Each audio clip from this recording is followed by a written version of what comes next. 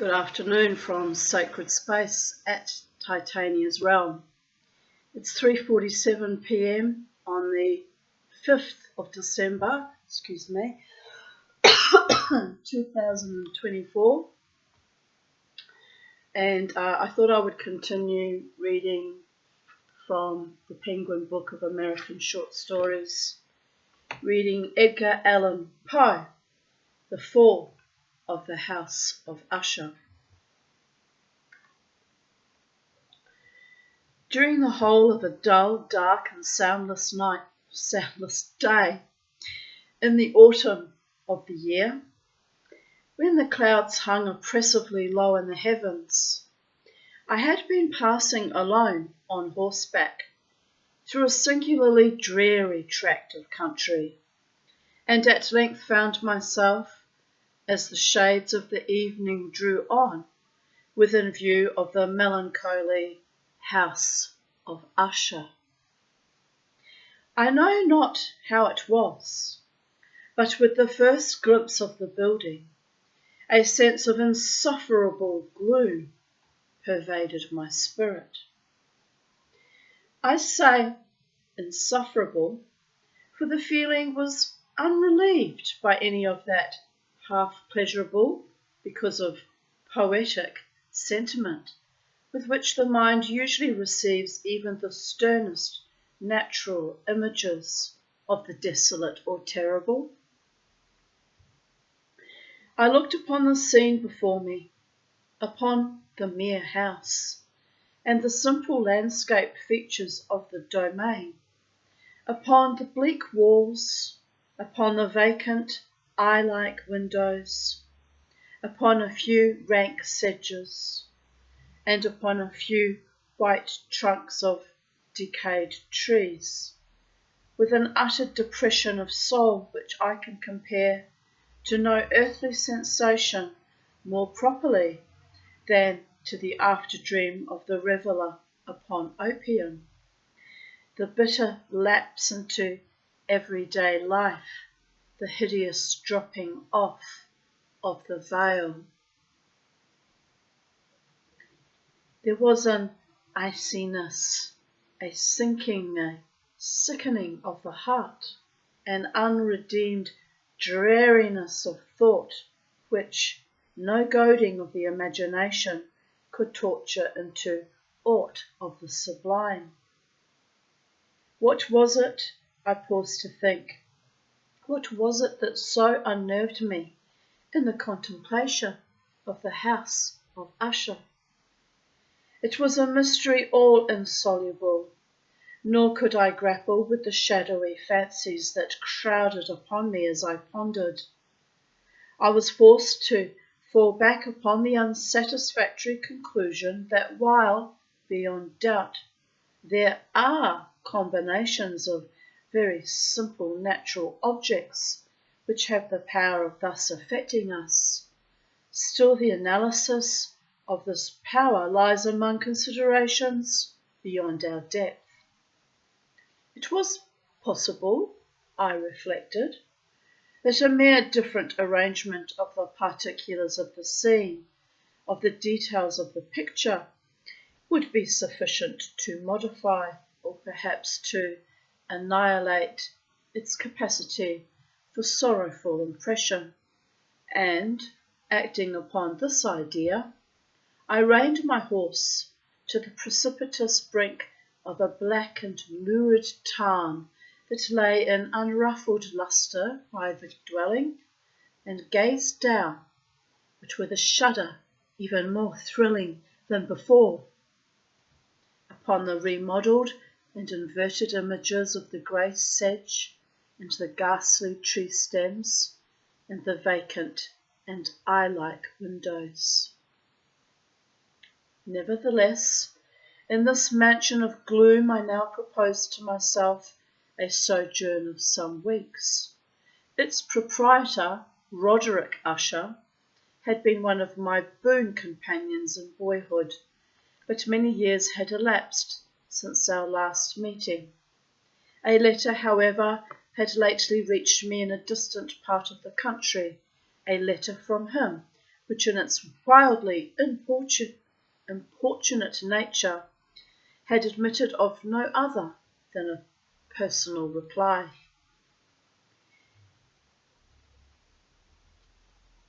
The MS manuscript gave evidence of nervous agitation. The writer spoke of acute bodily illness, of a mental disorder which oppressed her, and of an earnest desire to see me as his best and indeed his only personal friend, with a view of attempting, by the cheerfulness of my society, some alleviation of his malady. It was the manner in which all this and much more was said, it was the apparent heart that went with his request, which allowed me no room for hesitation, and I accordingly obeyed forthwith what I still considered a very singular summons. Although as boys we had been even intimate associates, yet I really knew little of my friend. His reserve had been always excessive and habitual.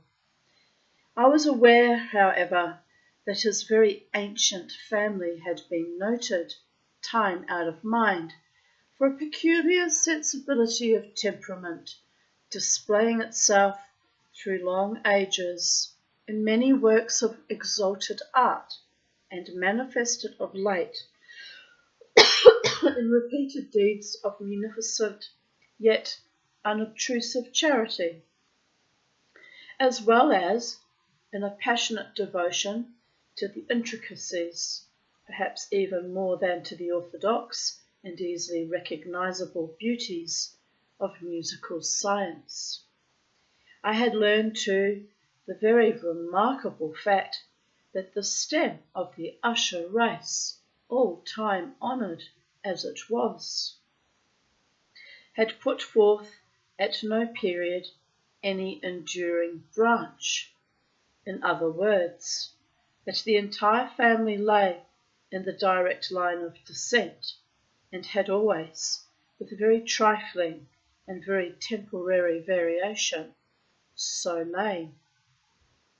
It was this deficiency I considered while running over in thought the perfect keeping of the character of the premises with the accredited character of the people, and while speculating upon the possible influence which the one, in the long lapse of centuries, might have exercised upon the other, it was this deficiency, perhaps of collateral issue, and the consequent undeviating transmission from sire to son of the patrimony with the name which had at length so identified the two as to merge the original title of the estate in the quaint and equivocal appellation of the House of Usher, an appellation which seemed to include, in the minds of the peasantry who used it, both the family and the family mansion. I have said that the sole effect of my somewhat childish experiment, that of looking down within the town, had been to deepen the first singular impression. There can be no doubt that the consciousness of the rapid increase of my superstition, for why should I not so term it, served mainly to accelerate the increase itself. Such, I have long known, is the paradoxical law of all sentiments having terror as a basis. And it might have been for this reason only that, when I again uplifted my eyes to the house itself from its image in the pool, there grew in my mind a strange fancy, a fancy so ridiculous indeed, that I but mention it to show the vivid force of the sensations which oppressed me. I had so worked upon my imagination as really to believe that about the whole mansion and domain there hung an atmosphere peculiar to themselves and their immediate vicinity, an atmosphere which had no affinity with the air of heaven, but which had reeked up from the decayed trees and the grey wall and the silent tarn, a pestilent and mystic vapour, dull, sluggish, faintly discernible, and leaden-hued. Shaking off from my spirit what must have been a dream, I scanned more narrowly the real aspect of the building. Its principal feature seemed to be that of an excessive antiquity. The discoloration of ages had been great. Minute fungi overspread the whole exterior, hanging in a fine tangled webwork from the eaves. Yet all this was apart from any extraordinary dilapidation. No portion of the masonry had fallen, and there appeared to be a wild inconsistency between its still perfect adaptation of parts and the crumbling condition of the individual stones. In this there was much that reminded me of the specious totality of old woodwork which has rotted for long years in some neglected vault, with no disturbance from the breath of the external air.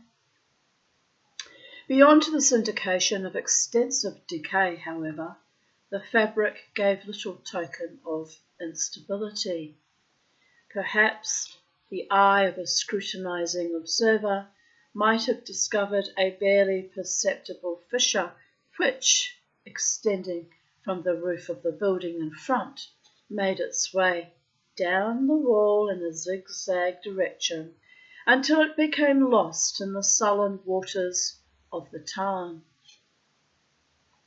Noticing these things, I rode over a short causeway to the house. A servant in waiting took my horse, and I entered the Gothic archway of the hall. A valet of stealthy step thence conducted me in silence through many dark and intricate passages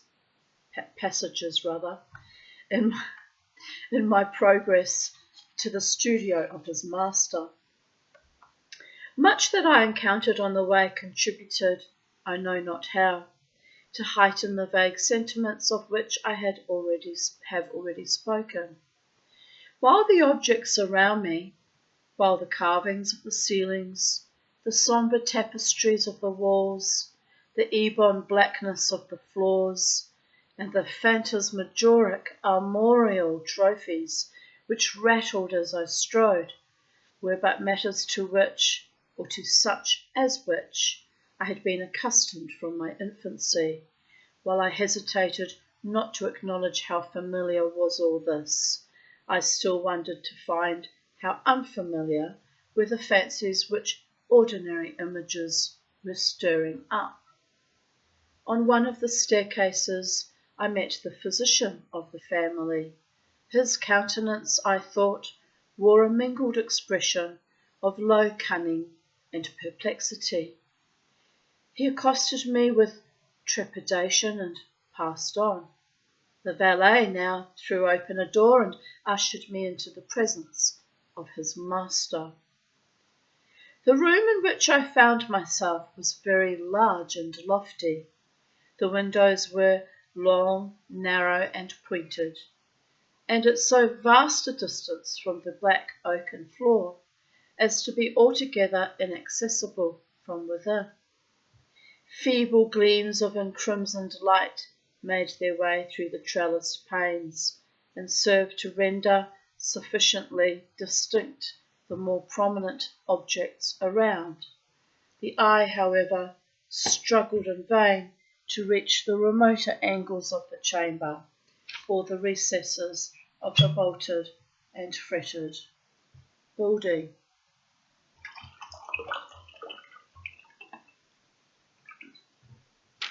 My friend Peter gave me this leftover bottle from his wine. But look how pretty it is. I'm thinking about painting it with glass paint, all the pretty designs. But I'll have to buy glass paint. And it's a lot of work. So, why bother? But I thought about it. Haha. Always looking at glamorizing something or some other object up.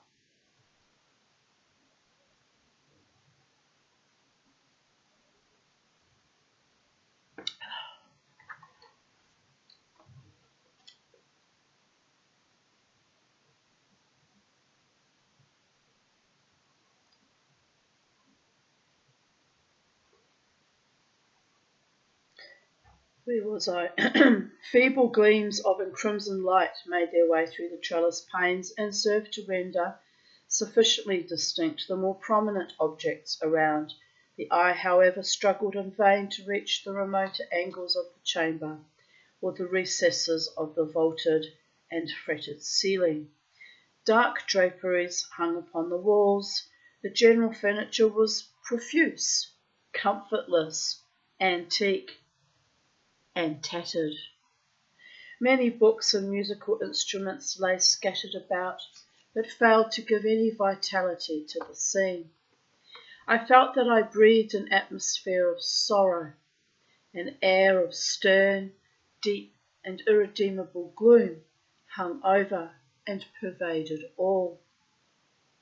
Upon my entrance, Usher arose from a sofa on which he had been lying at full length, and greeted me with a vivacious warmth which had much in it. I at first thought of an overdone cordiality, of the constrained effort of the ennuyé man of the world. A glance, however, at his countenance convinced me of his perfect sincerity. We sat down, and for some moments, while he spoke not, I gazed upon him with a feeling half of pity, half of awe. Surely man had never before so terribly altered in so brief a period as had Roderick Usher. It was with difficulty that I could bring myself to admit the identity of the wan being before me with the companion of my early boyhood. Yet the character of his face had been at all times remarkable. A cadaverousness of complexion, an eye large, liquid, and luminous beyond comparison, lips somewhat thin and very pallid, but of a surpassingly beautiful curve, a nose of a delicate Hebrew model, but with a breadth of nostril unusual in similar formations.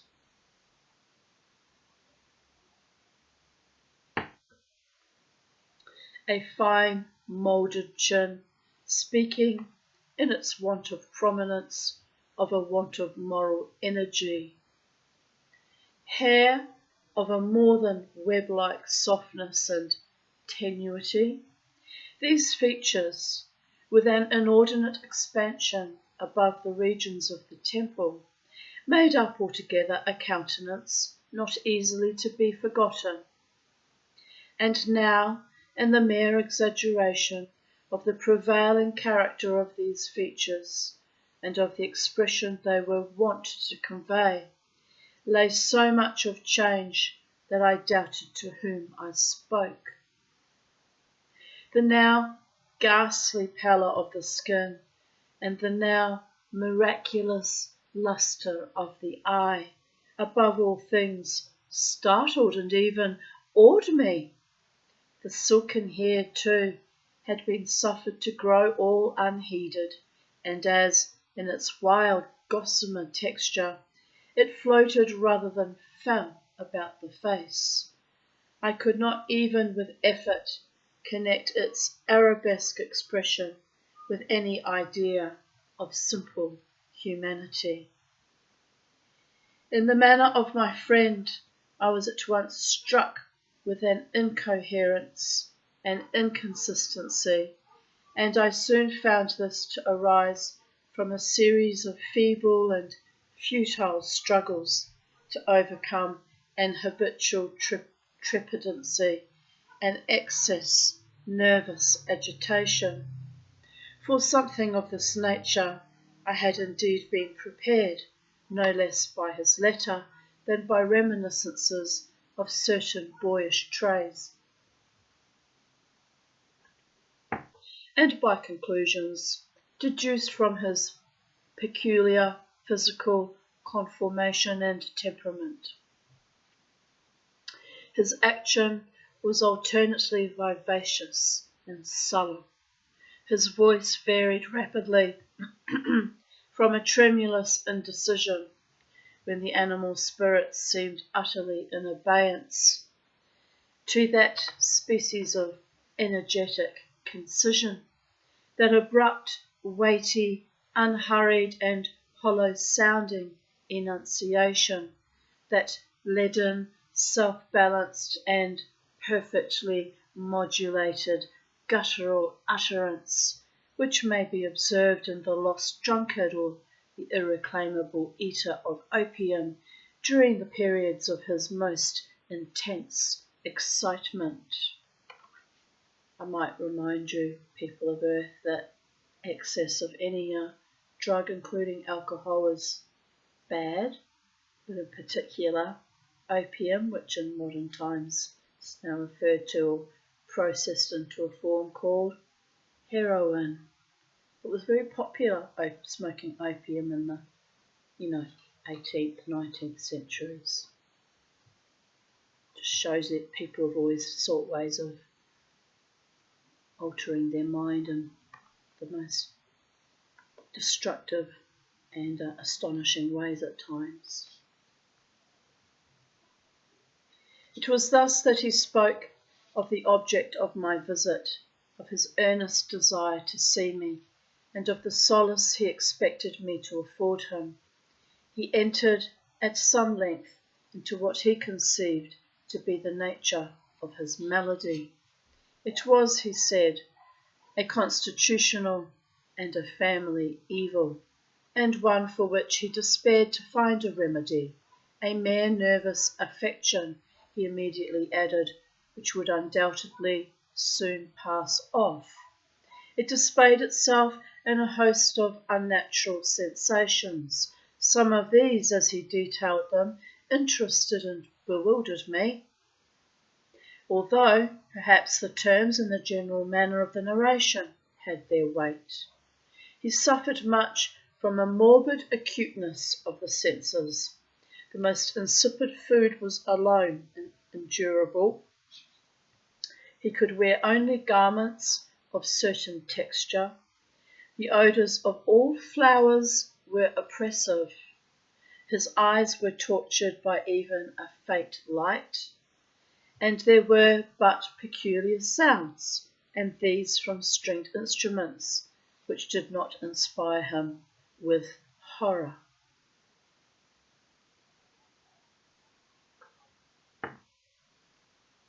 To an anomalous species of terror I found him a bounden slave.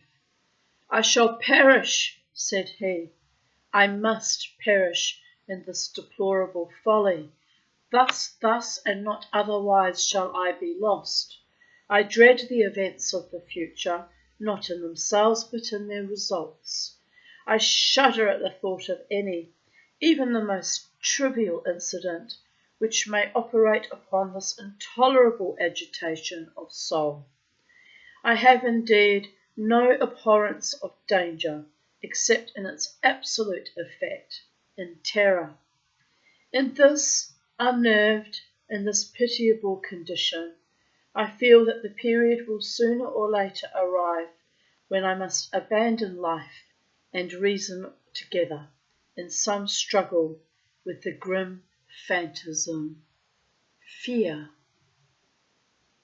It's kind of interesting reading this, Imitating Life, because my cleaning lady, Rati, who's a devout Muslim woman but comes from Indonesia, I was standing in the laundry, pottering, putting things away and labelling things and putting them in a box, and I was busy, rifling through this plastic box where I keep all my screws and bolts and hardware collection of things that might come in handy one day. And I was sorting and putting things away and labelling. And she appeared in the laundry and stood beside me. And my laundry is very tiny and it's cluttered from floor to ceiling with shelving, and I've got everything that I could possibly imagine kind of wedged in there. So there's only room between the laundry tub and the washing machine, which is beside it, and then another, it's actually a baby changing table that I'm using for shelving as well, tucked in that corner. And then there's shelving behind me, so there's only room for one person to kind of stand in that gap between the shelves behind and all the shelving in the laundry tub in front. And she just appeared beside me very quietly, and then she's so sweet. She leaned over and she said, "Did I give you a fright?" And I said, "No, Rati, you didn't give me a fright." She said, "I would have got a fright. I would have jumped right out of my skin." I went, "Well, Rati, many years ago when I used to be on heavy psych meds, I was very nervous and I jumped at everything and I was just dove right out of my mind and any little thing would set me off." I said, "But now," I said, "nothing scares me much." I said, "You have to be very, you have to really catch me unawares to give me a fright." I said, "I kind of knew you were there." And so she nodded, And she said, she says, "I jump at everything. I'm so frightened of everything." And I said, "There's nothing to be frightened of here. The only thing that's frightening here would be me." And she burst out laughing, And so anyway, a bit later on, I was standing in my kitchen and I had closed my eyes because I'd had a shower this morning and I'd washed my hair. And my hair was standing out. I literally looked like Witchy Poo. It was standing out at all angles like this, like really crazily. And that's what it kind of looked like.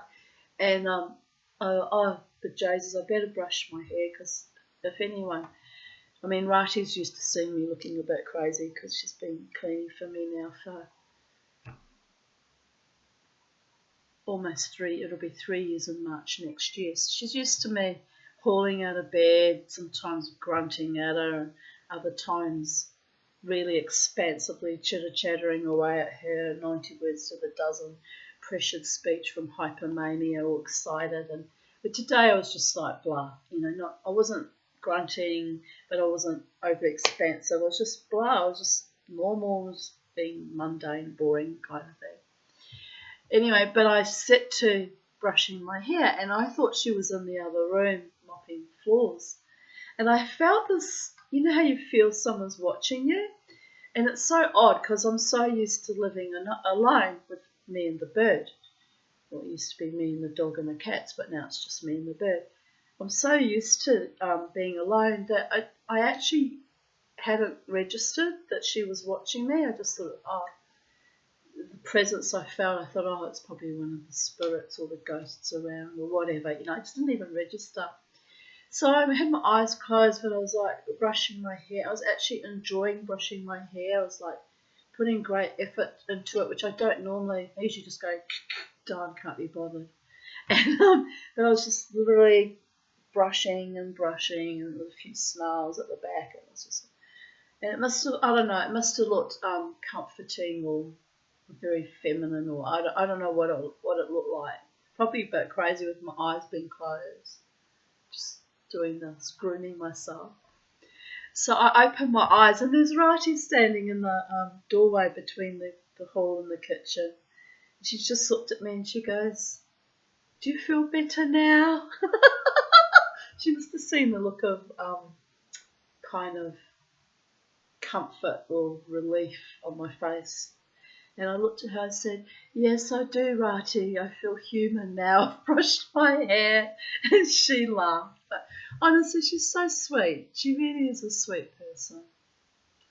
So, and it's kind of the only companionship I have is that 2-hour window period when she comes to clean and has a little chat with me and hang out with me a bit too, keeps an eye on me. And she said to me one stage when I was more ill than I am now, last year or the year before when she first started cleaning. Well, the year before when she first started cleaning, I had really bad bronchitis. I was very desperately ill all the time.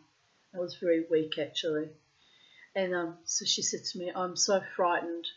She said, because it's my job, part of my job when I come to clean here is to make sure that you're okay. And she says, what happens if I get here and you're dead? And I went, you'll have the misfortune of finding me dead, Rati. She said, oh my God, what will I do? And I went, you'll do nothing. You'll just call the ambulance or call Highway or call whoever it is you've got to call. I went, don't worry about it. I said, if it happens, it happens. But then sort of every now and then she'd say, I'm so scared of arriving, finding you dead. I realised she really loves me, that lady. She really does love me. She worries about it. Well, anyway, I haven't died. I've got a little bit better. I mean, I'm still struggling with my eyes all sunken in. I've got that hollow-eyed look of, from the mask and snorkel and my poor nose. But my nose is not as red as it was yesterday. Yesterday it was really, I looked like someone smashed me in the face. It's not too bad today. But I've got that hollow-eyed look from the CPAP mask, and but I noticed I'm getting physically stronger, probably from the dancing on the weekend and maybe more oxygenated too, because I was able to lift my waterfall off. I turned the pump off, and I had to lift it off so that the men could get in and move the meter. Ironically, just behind my fish pond, which is cray-cray. I don't think that's a good idea where they put it, but they had to because it was in line with the gas line. Anyway, it's just behind my fish pond. So I had to move the waterfall out the way so they could get in and around and not be splashed with water and not have to worry about interferences there. And even they were impressed. I just picked it up, lifted it and put it down. But I remember only about 4 months ago, up until 4 months ago, where I couldn't lift that thing with all the rocks and bricks in it, and I was having to, each time I clean the fish pond out, because I clean the filter once a week, I was having to empty all the rocks and the bricks out of the lower waterfall so I could move it. I couldn't lift it with the weight in it at all. I was that weak. So I'm getting stronger, people of Earth. I mean, my face is a mess from the mask and sunken eyes and nose and pimples and all that, but I am getting physically a bit stronger. But I'm a bit tired today because I stopped breathing 5.8 times last night, and it was 6 times the night before. So I may need, if it keeps staying at that level, I may need to see the sleep specialist and have them adjust the pressures, because they're not holding me anymore. I'm reverting back to almost my native state, which was I stopped breathing 11 times an hour. So it's a pain in the tuhus, but I'll just have to, see what happens and ride it out. At any rate, all the specialists will probably be on holidays over Christmas, so if it's a problem, I won't be able to see them till probably January or February, so fuck. But anyway, I'm battling on.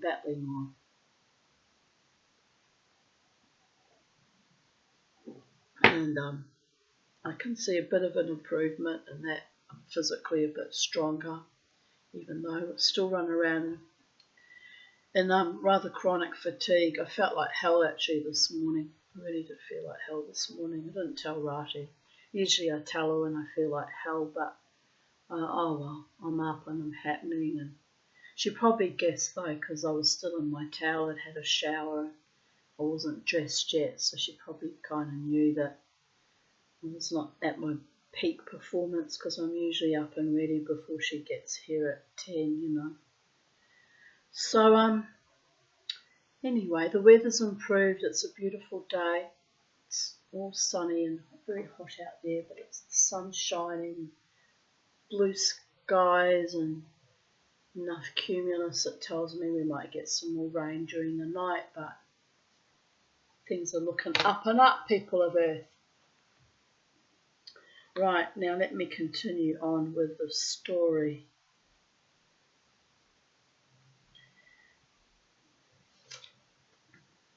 So he's living in under the oppression of fear, which can indeed, when you live under constant chronic stress and fear, be very debilitating. Ask me how I know. So we'll continue on. I learned, moreover, at intervals and through broken and equivocal hints, another singular feature of his mental condition. He was enchained by certain superstitious impressions in regard to the dwelling which he tenanted, and whence, for many years, he had never ventured forth, in regard to an influence whose supposititious force was conveyed in terms too shadowy here to be restated, an influence which some peculiarities in the mere form and substance of his family mansion had, by dint of long sufferance, he said, obtained over his spirit, an effect which the physique of the grey walls and turrets, and of the dim town into which they all looked down, had at length brought about upon the morale of his existence. He admitted, however, although with hesitation, that much of the peculiar gloom which thus afflicted him could be traced to a more natural and far more palpable origin, to the severe and long-continued illness, indeed to the evidently approaching dissolution of a tenderly beloved sister, his sole companion for long years, his last and only relative on earth. Her decease, he said, with a bitterness which I can never forget, would leave him the hopeless and the frail, the last of the ancient race of the Ushers. While he spoke, the Lady Madeleine, for so she was called, passed slowly through a remote portion of the apartment, and without having noticed my presence, disappeared. Need some more water. Need some more water. It's been very humid today.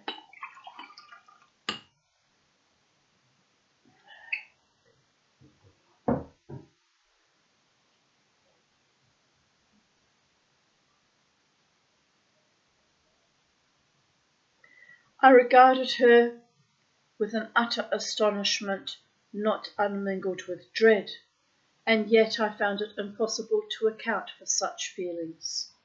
A sensation of stupor oppressed me as my eyes followed her retreating steps.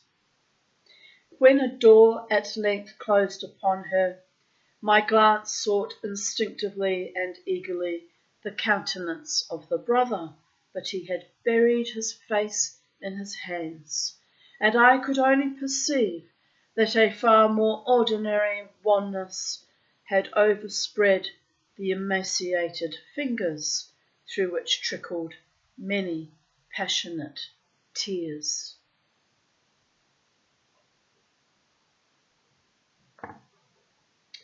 The disease of the Lady Madeleine had long baffled the skill of her physicians.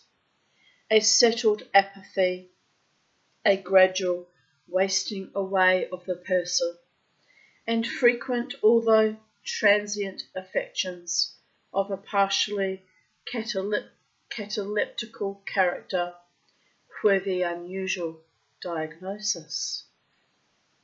Hitherto she had steadily borne up against the pressure of her malady, and had not betaken herself finally to bed.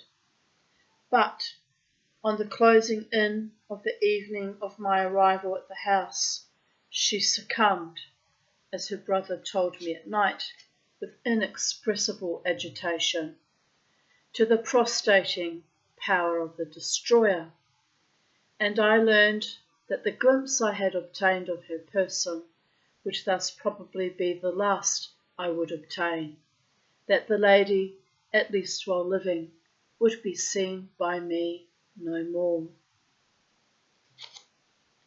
For several days ensuing, her name was unmentioned by either Usher or myself, and during this period I was busied in earnest endeavours to alleviate the melancholy of my friend. We painted and read together, or I listened, as if in a dream, to the wild improvisations of his speaking guitar.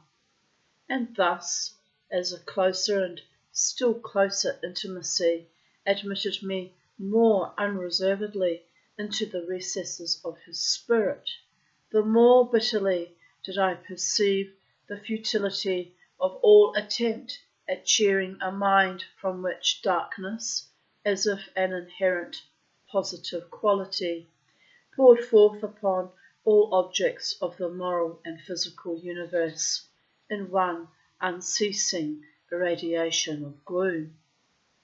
I shall ever bear about me a memory of the many solemn hours I thus spent alone with the master of the house of Usher. Yet I should fail in any attempt to convey an idea of the exact character of the studies, or of the occupations in which he involved me or led me the way. An excited and highly distempered ideality threw a sulphurous lustre over all. His long improvised dirges will ring forever in my ears. Among other things, I hold painfully in mind a certain singular perversion and amplification of the wild air of the last waltz of von Weber.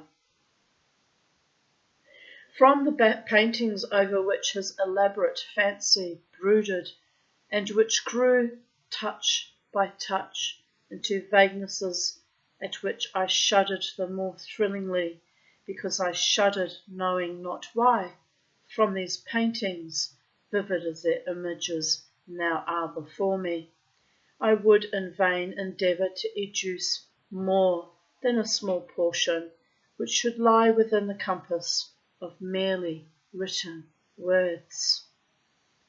By the utter simplicity, by the nakedness of his designs, he arrested and overawed attention. If ever mortal painted an idea, that mortal was Roderick Usher.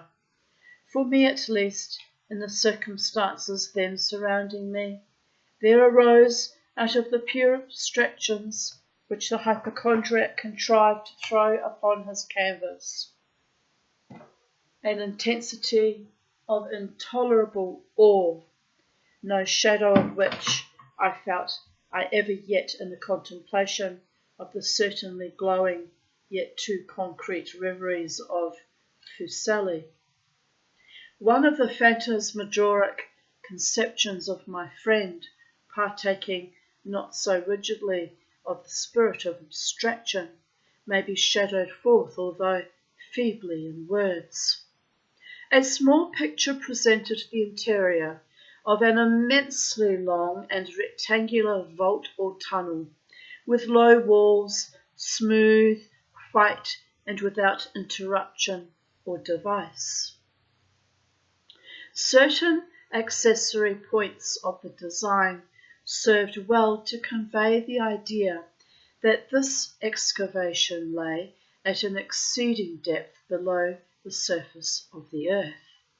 No outlet was observed in any portion of its vast extent, and no torch or other artificial source of light was discernible, yet a flood of intense rays rolled throughout and bathed the whole in a ghastly and inappropriate splendour. I have just spoken of that morbid condition of the auditory nerve which rendered all music intolerable to the sufferer, with the exception of certain effects of stringed instruments. It was perhaps the narrow limits to which he thus confined himself upon the guitar, which gave birth in great measure to the fantastical character of his performances. But the fervid facility of his impromptus could not be so accounted for.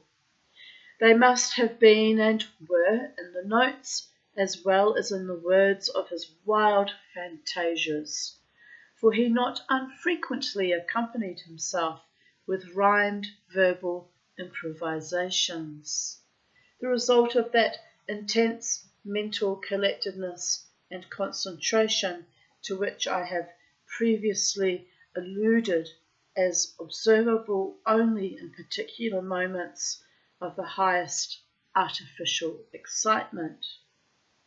The words of one of these rhapsodies I have easily remembered. I was perhaps the more forcibly impressed with it as he gave it, because in the under or mystic current of its meaning, I fancied that I perceived, and for the first time, a full consciousness on the part of Usher of the tottering of his lofty reason upon her throne. The verses which were entitled The Haunted Palace ran very nearly, if not accurately, thus. 1. In the greenest of our valleys, by good angels tenanted, once a fair and stately palace, radiant palace, reared its head. In the monarch thought's dominion it stood there, never seraph spread a pinion over fabric half so fair. 2. Banners yellow, glorious, golden, on its roof did float and flow. All this was in the olden time, long ago. And every gentle air that dallied in that sweet day, along the ramparts, plumed and pallid, a winged odour went away. 3. Wanderers in that happy valley through two luminous windows saw spirits moving musically to a lute's well-tuned law, round about a throne where, sitting, Porphyrogene, in state his glory well befitting, the ruler of the realm was seen. 4. And all with pearl and ruby glowing was the fair palace door, through which came flowing, flowing, flowing, and sparkling evermore, a troop of echoes whose sweet duty was but to sing in voices of surpassing beauty the wit and wisdom of their king. 5. But evil things in robes of sorrow assailed the monarch's high estate. Ah, let us mourn, for never morrow shall dawn upon him desolate. And round about his home the glory that blushed and bloomed is but a dim remembered story of the old time entombed. 6. And travellers now within that valley, though the red-litten windows see vast forms that move fantastically to a discordant melody, while, like a ghastly rapid river, through the pale door a hideous throng rush out forever, and laugh, but smile no more. I well remember that suggestions arising from this ballad led us into a train of thought wherein there became manifest an opinion of Usher's, which I mention so much on account of its novelty, for other men have thought thus, as on account of the pertinacity with which he maintained it. This opinion in its general form, was that of the sentience of all vegetable things. But in his disordered fancy, the idea had assumed a more daring character and trespassed, under certain conditions, upon the kingdom of inorganization. I lack words to express the full extent or the earnest abandon of his persuasion. The belief, however, was connected, as I have previously hinted, with the grey stones of the home of his forefathers. The conditions of sentience had been here, he imagined, fulfilled in the method of collocation of these stones, in the order of their arrangement, as well as in that of the many fungi which overspread them, and of the decayed trees which stood around, above all, in the long undisturbed endurance of this arrangement, and in its reduplication in the still waters of the Tarn. Its evidence, the evidence of the sentience, was to be seen, he said, and I here started as he spoke, in the gradual yet certain condensation of an atmosphere of their own about the waters and the walls. The result was discoverable, he added, in that silent yet importunate and terrible influence which for centuries had moulded the destinies of his family, and which made him what I now saw him, what he was. Such opinions need no comment, and I will make none. Our books, the books which for years had formed no small portion of the mental existence of the invalid, were, as might be supposed, in strict keeping with this character of phantasm. We pored together over such works as the Ververs and Chartreuse of Grasset, the Belphegor of Machiavelli, the Heaven and Hell of Swedenborg, the Subterranean Voyage of Nicholas Klim by Holberg, the Chiromancy of Robert Flood, of Jean d'Indigné, and of de la Chambre, the journey into the blue distance of Tieck, and the City of the Sun of Campanella.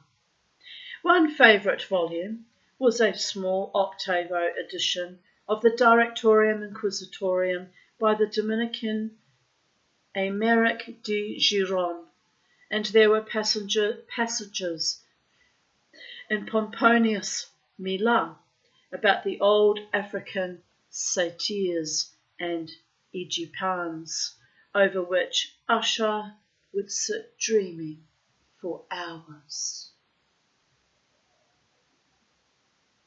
His chief delight, however, was found in the perusal of an exceedingly rare and curious book in quarto Gothic, the manual of a forgotten church, the Vigilae Mortuorum Secundum Coram Ecclesiae Majuntiniae. I could not help thinking of the wild ritual of this work, and of its probable influence upon the hypochondriac, when one evening, having informed me abruptly that the Lady Madeleine was no more, he stated his intention of preserving her corpse for a fortnight, previously to its final interment, in one of the numerous vaults within the main walls of the building. The worldly reason, however, assigned for the singular proceeding was one which I did not feel at liberty to dispute.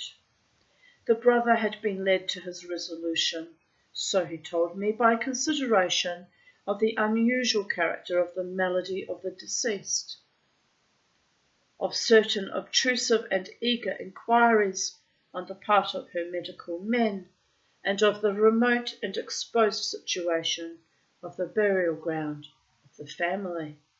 I will not deny that, when I called to mind the sinister countenance of the person whom I met upon the staircase on the day of my arrival at the house, I had no idea to oppose what I regarded as at best but a harmless and by no means an unnatural precaution.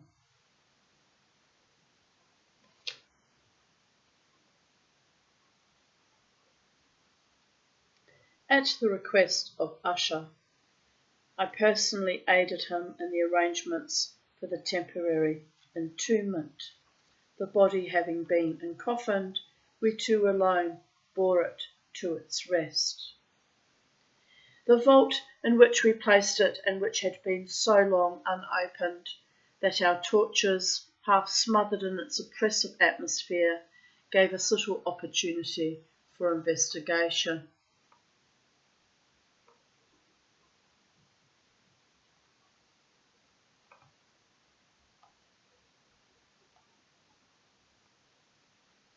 Was small, damp, and entirely without means of admission for light, lying at great depth immediately beneath that portion of the building in which was my own sleeping apartment.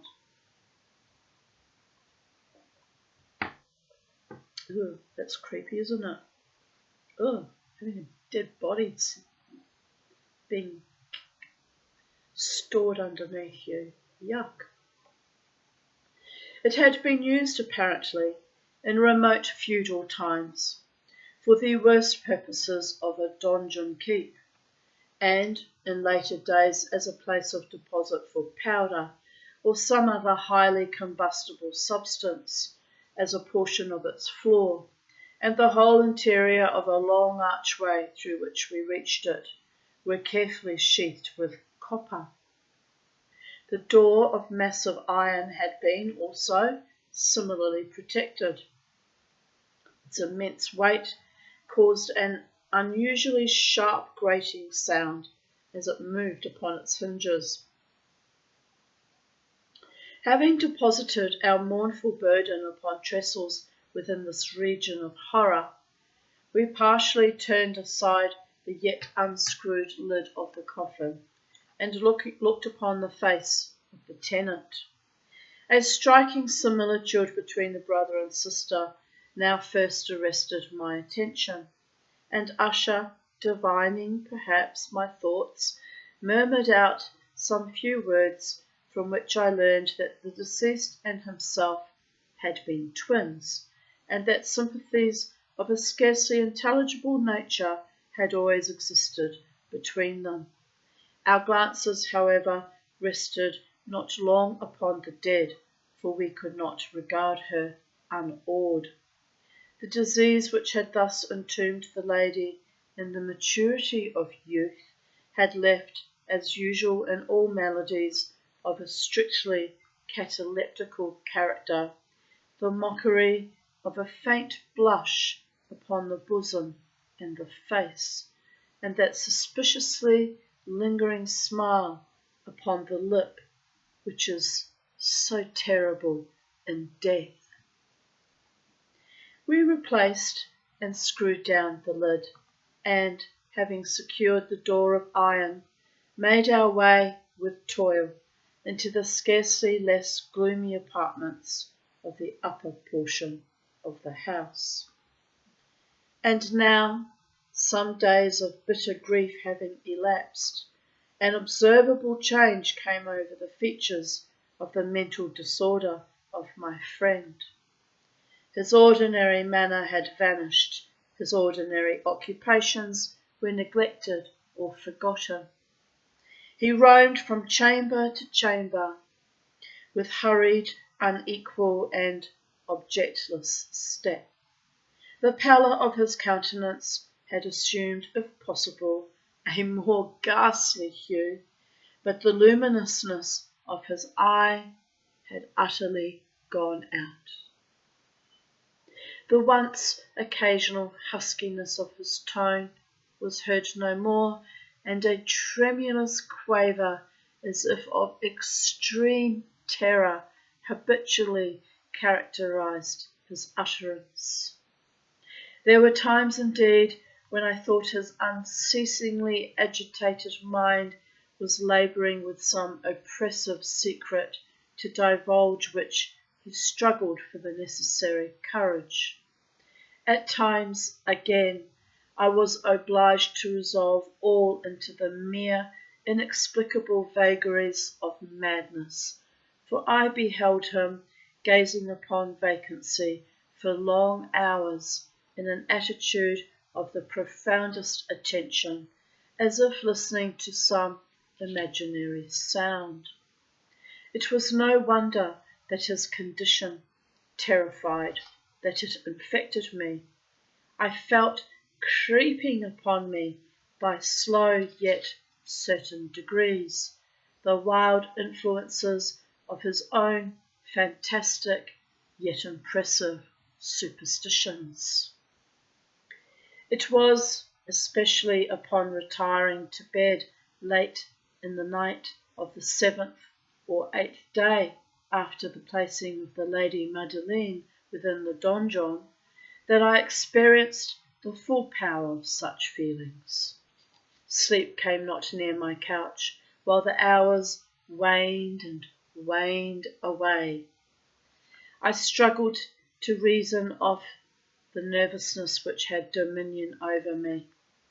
I endeavoured to believe that much, if not all, of what I felt was due to the bewildering influence of the gloomy furniture of the room, of the dark and tattered draperies which, tortured into motion by the breath of a rising tempest, swayed fitfully to and fro upon the walls, and rustled uneasily about the decorations of the bed. But my efforts were fruitless. An irrepressible tremor gradually pervaded my frame, and at length there sat upon my very heart an incubus of utterly causeless alarm. Shaking this off with a gasp and a struggle, I uplifted myself upon the pillows, and peering earnestly within the intense darkness of the chamber, hearkened. I know not why, except that an indistinct spirit prompted me to certain low and indefinite sounds which came, through the pauses of the storm, at long intervals, I know not whence. Overpowered by an intense sentiment of horror unaccountable yet unendurable, I threw on my clothes with haste, for I felt that I should sleep no more during the night, and endeavoured to arouse myself from the pitiable condition into which I had fallen by pacing rapidly to and fro through the apartment. I had taken but few turns in this manner when a light step on an adjoining staircase arrested my attention. I presently recognized it as that of Usher. In an instant afterward, he rapped with a gentle touch at my door and entered, bearing a lamp. His countenance was excuse me, as usual,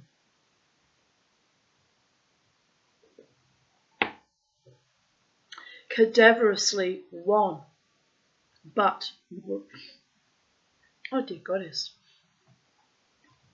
But moreover, there was a species of mild hilarity in his eyes, and evidently restrained hysteria in his whole demeanour. His air appalled me, but anything was preferable to the solitude which I had so long endured, and I even welcomed his presence as a relief. "And you have not seen it?" he said abruptly, after having stared about him for some moments in silence. "You have not then seen it? But stay, you shall." Thus speaking, and having carefully shaded his lamp, he hurried to one of the casements and threw it freely open to the storm.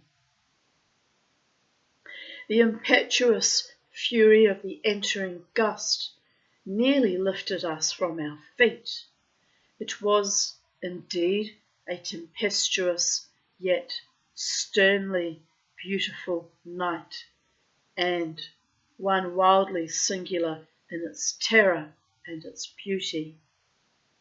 A whirlwind had apparently collected its force in our vicinity, for there were frequent and violent alterations in the direction of the wind, and the exceeding density of the clouds, which hung so low as to press upon the turrets of the house, did not prevent our perceiving the lifelike velocity with which they flew, careering from all points against each other without passing away into the distance.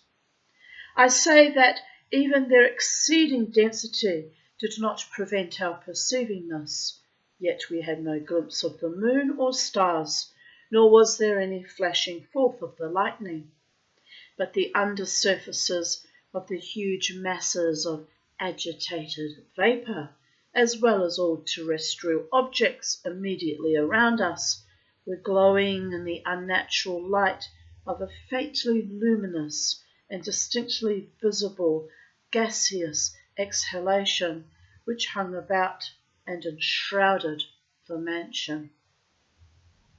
You should not behold this, said I, shudderingly, to Usher, as I led him, with a gentle violence, from the window to a seat. These appearances which bewilder you are merely electrical phenomena not uncommon, or it may be that they have their ghastly origin in the rank miasma of the time. Let us close this casement. The air is chilling and dangerous to your frame. Here is one of your favourite romances. I will read and you will listen, and so we will pass away this terrible night together. The antique volume which I had taken up was the Mad Tryst of Sir Launcelot Canning, which I had called it a favourite of Usher's, more in sad jest than in earnest, for, in truth, there is little in its uncouth and unimaginative prolixity which could have had interest for the lofty and spiritual ideality of my friend. It was, however, the only book immediately at hand, and I indulged a vague hope that the excitement which now agitated the hypochondriac might find relief, for the history of mental disorder is full of similar anomalies, even in the extremeness of the folly which I should read. Could I have judged, indeed, by the wild, overstrained air of vivacity with which he hearkened, or apparently hearkened, to the words of the tale, I might well have congratulated myself upon the success of my design. I had arrived at that well-known portion of the story where Ethelred, the hero of the tryst, having sought in vain for peaceable admission into the dwelling of the hermit, proceeds to make good an entrance by force. Here it will be remembered the words of the narrative ran thus: And Ethelred, who was by nature of a doughty heart, and who was now mighty withal, on account of the powerfulness of the wine which he had drunken, waited no longer to hold parley with the hermit, who in sooth was of an obstinate and maliceful turn, but feeling the rain upon his shoulders and fearing the rising of the tempest, uplifted his mace outright, and with blows made quickly room in the plankings of the door for his gauntleted hand, and now pulling therewith sturdily, he so cracked and ripped and tore all asunder, that the noise of the dry and hollow-sounding wood alarumed and reverberated throughout the forest. At the termination of the sentence I started, and for a moment paused, for it appeared to me, although I at once concluded that my excited fancy had deceived me, it appeared to me that from some very remote portion of the mansion there came, indistinctly to my ears, what might have been in its exact similarity of character, the echo, but a stifled and dull one certainly, of the very cracking and ripping round which Sir Launcelot had so particularly described. It was, beyond doubt, the coincidence alone which had arrested my attention, for amid the rattling of the sashes of the eaves of the casements, and the ordinary commingled noises of the still increasing storm, the sound in itself had nothing surely which should have interested or disturbed me. I continued the story.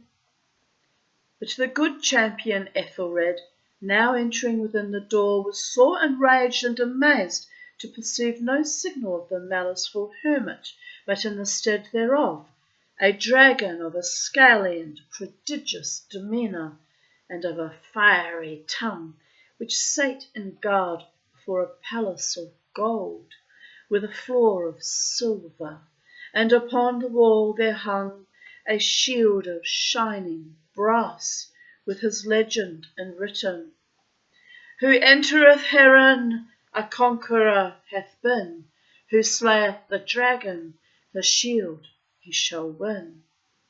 And Ethelred uplifted his mace, and struck upon the head of the dragon, which fell before him and gave him his pesty breath, with a shriek so horrid and harsh, and withal so piercing, that Ethelred had fain to close his ears with his hands against the dreadful noise of it, the like whereof was never before heard. Here again I paused abruptly, and now with a feeling of wild amazement, for there could be no doubt whatever that, in this instance, I did actually hear, although from what direction it proceeded I found it impossible to say, a low and apparently distant, but harsh, protracted, and most unusual screaming or grating sound, the exact counterpart of what my fancy had already conjured up for the dragon's unnatural shriek as described by the romancer. Oppressed, as I certainly was, upon the occurrence of the second and most extraordinary coincidence, by 1,000 conflicting sensations in which wonder and extreme terror were predominant, I still retained sufficient presence of mind to avoid exciting, by any observation, the sensitive nervousness of my companion. I was by no means certain that I had noticed the sounds in question, although assuredly a strange alteration had, during the last few minutes, taken place in his demeanour. From a position fronting my own, he had gradually brought round his chair, so as to sit with his face to the door of the chamber, and thus I could but partially perceive his features, although I saw that his lips trembled, as if he were murmuring inaudibly. His head had dropped upon his breast, yet I knew that he was not asleep from the wide and rigid opening of the eye as I caught a glance of it in profile. The motion of his body, too, was at variance with this idea, for he rocked from side to side with a gentle yet constant and uniform sway. Having rapidly taken notice of all of this, I resumed the narrative of Sir Launcelot, which thus proceeded. And now the champion, having escaped from the terrible fury of the dragon, bethinking himself of the brazen shield and of the breaking up of the enchantment which was upon it, removed the carcass from out of the way before him, and approached valorously over the silver pavement of the castle to where the shield was upon the wall, which in sooth tarried not for his full coming, but fell down at his feet upon the silver floor, with a mighty, great, and terrible ringing sound. No sooner had these syllables passed my lips than, as if a shield of brass had indeed at the moment fallen heavily upon a floor of silver, I became aware of a distinct, hollow, metallic, and clangorous, yet apparently muffled reverberation. Completely unnerved, I leapt to my feet, but the measured rocking movement of Usher was undisturbed.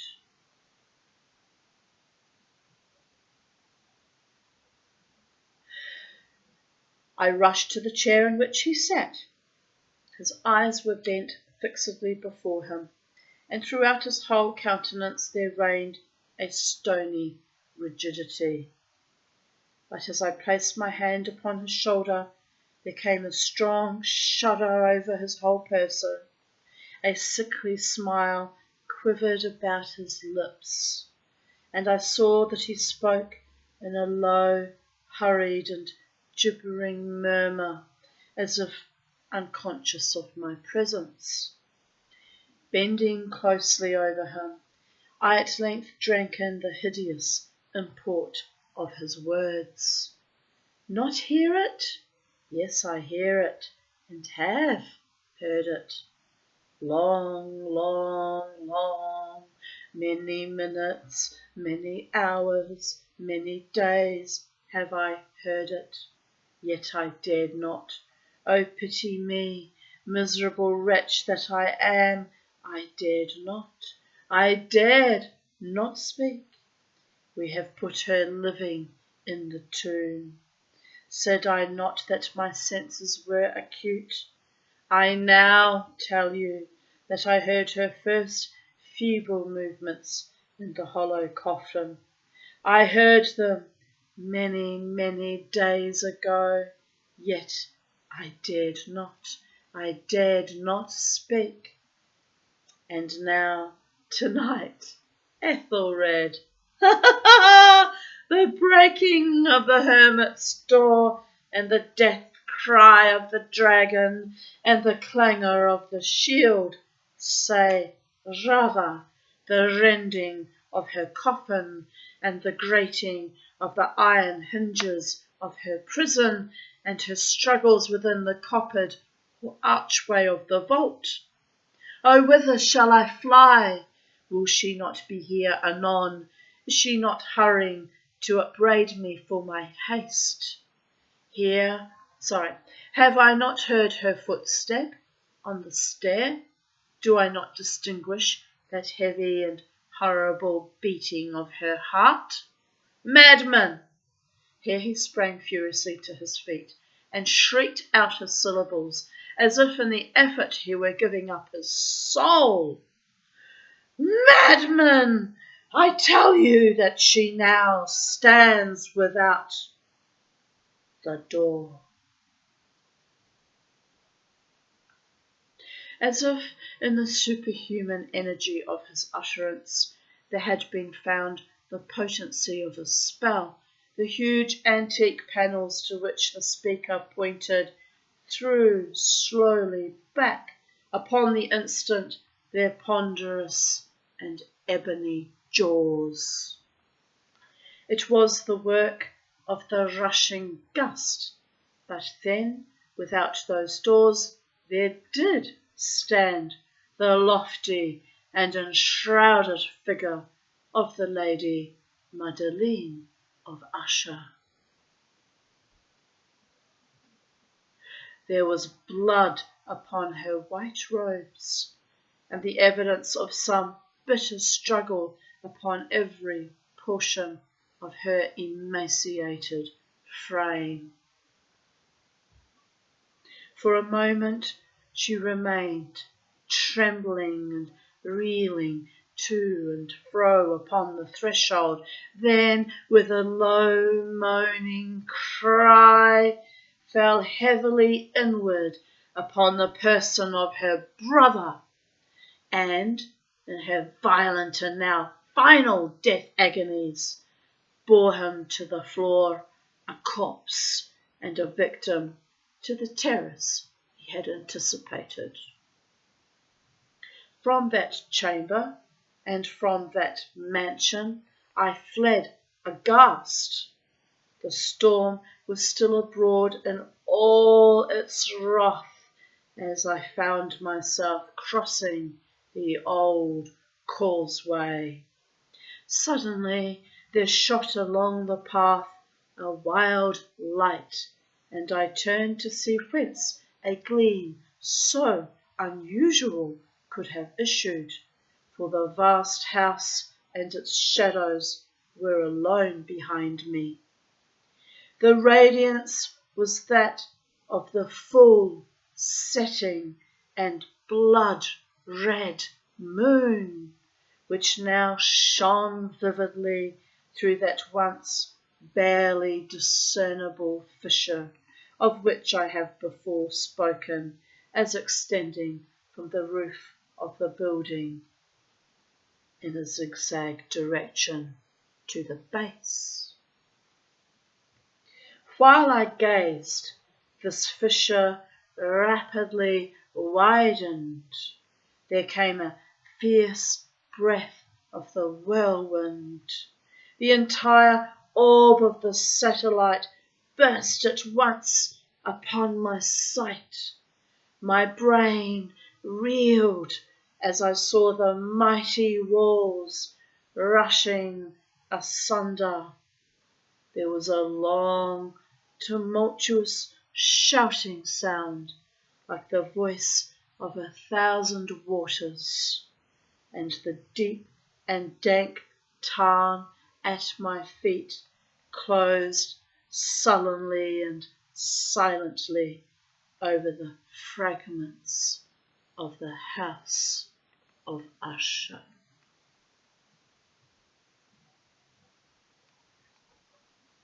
The end.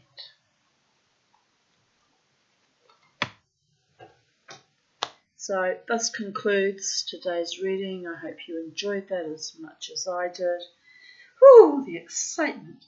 And it's now 5:09 p.m, so I might go and spend the rest of my evening maybe watching a bit of television on Netflix, because I never watch free-to-air TV because I refuse to be brainwashed. Even then, Netflix is a bit, some of the shows, it's actually quite blatant brainwashing people of Earth. You have to sit there and just suspend judgment and think to yourself, what a load of bollocks. But there's a few stories I have enjoyed on there, I have to say, to be fair. Anyway, good evening, YouTube audience and subscribers, and I shall come back tomorrow with another story, no doubt.